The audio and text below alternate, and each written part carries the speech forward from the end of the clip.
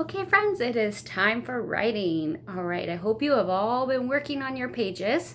So if you have your pages that look like this, where you've drawn a picture and wrote a sentence, that is awesome. And some of you are still working on this. That is fine too. If you are still in the process, you don't have 8 of these pages done, your job today is to take another page, draw your next picture, write your next sentence.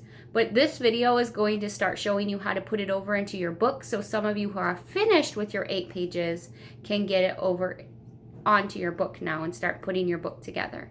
So remember mine, I was talking about how my family went on a trip up to Mackinac in Michigan, and we went across the big bridge. So there's my picture of our car going across the bridge, and my sentence says, my family and I went across the bridge.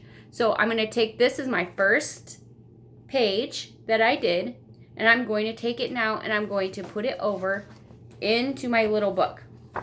So make sure you're holding your book in the right direction, and when you open it up, this is going to be our first page. So on my first page now, down towards the bottom, I'm going to start writing over my sentence. I'm going to look at my page here and I'm going to copy it just like it is here over here.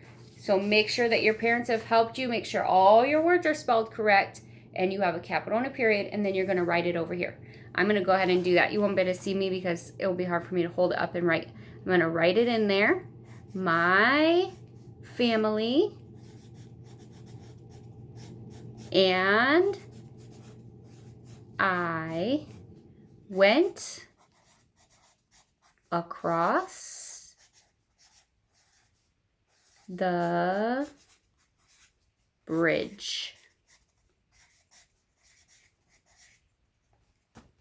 All right, so see how I wrote that down at the bottom of the page? I wrote it right across the bottom.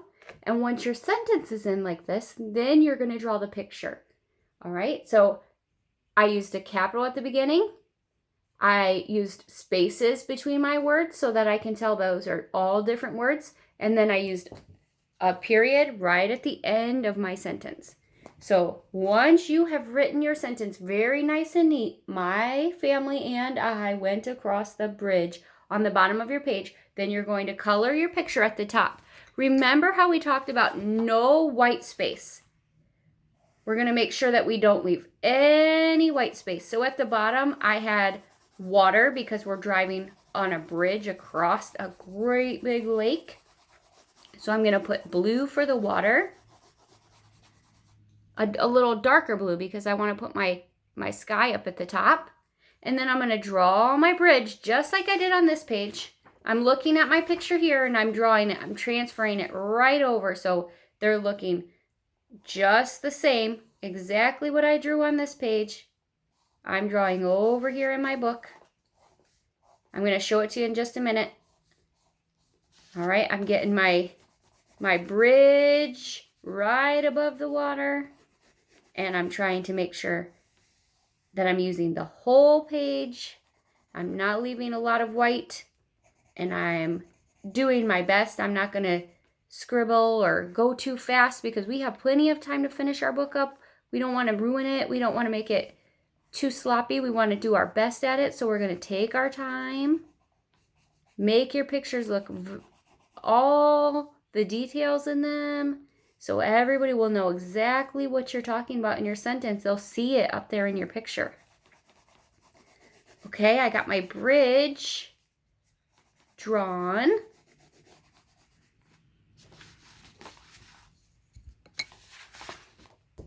Here I put the water and I drew my bridge. Look, it looks almost the same, doesn't it? Now I'm going to draw my car going across the bridge. Remember, I have a white car, but white doesn't show up very good, so I'm going to use the brown. I'm just going to use a color that will show up good on my book because I want everybody to see my car driving across that bridge. And then it was a nice sunny day, so I'm going to put a sunshine up in the sky. Remember, again, I want to use all the space. I don't want to draw one tiny little picture in the middle of my page. I don't want to leave my people sitting in the middle of the page with nothing around them.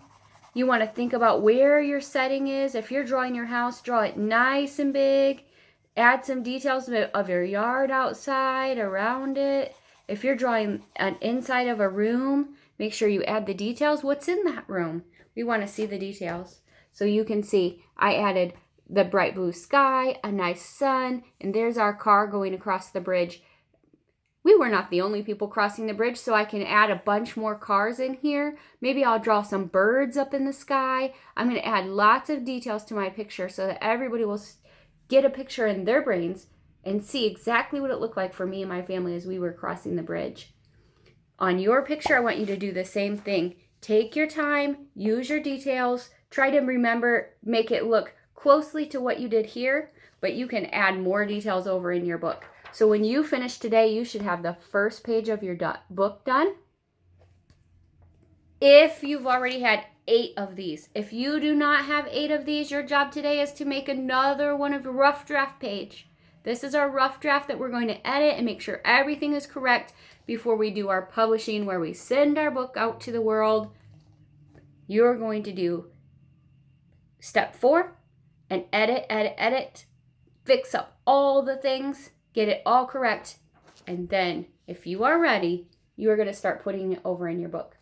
For today, since it's our last day for this week, I would like you to take a picture and upload it here to Google Classroom so I can see how your writing's coming along.